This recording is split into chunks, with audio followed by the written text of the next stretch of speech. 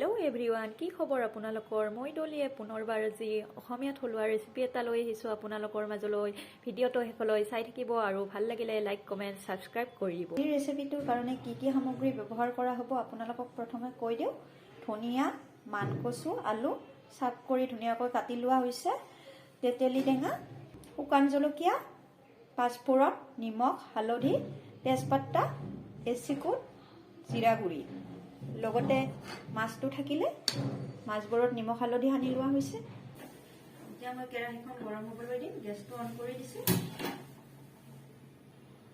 কেৰাহীটো গৰম হৈ গ'ল, তেল দি দিছোঁ। প্ৰথমতে মাছখিনি ভাজি লওঁ। তেলখিনি গৰম হৈ গ'ল, এতিয়া মাছবোৰ দি দিম।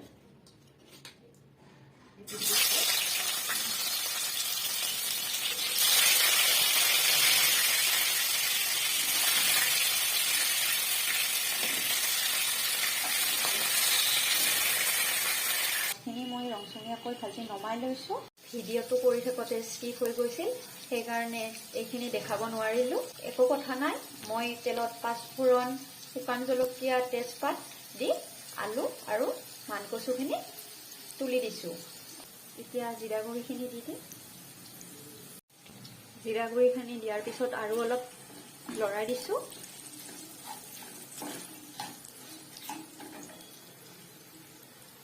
এতিয়া ৰংচোৱা নোহোৱালৈকে ভাজি থাকিম। এতিয়া পানী এড কৰি ঢাকনিখন মাৰি দিম। ঢাকনি মাৰি দিলোঁ। এতিয়া 10 মিনিটমান সিজিবলৈ ৰাখি থওঁ। এতিয়া ঢাকনিখন গুচাই দিম। ধুনীয়া এটা স্মেল আহিছে।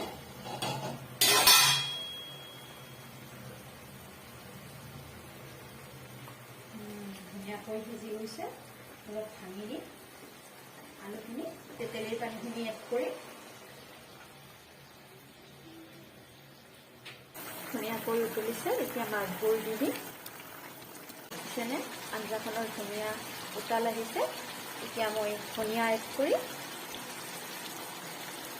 গেছটো বন্ধ কৰি থ'ম।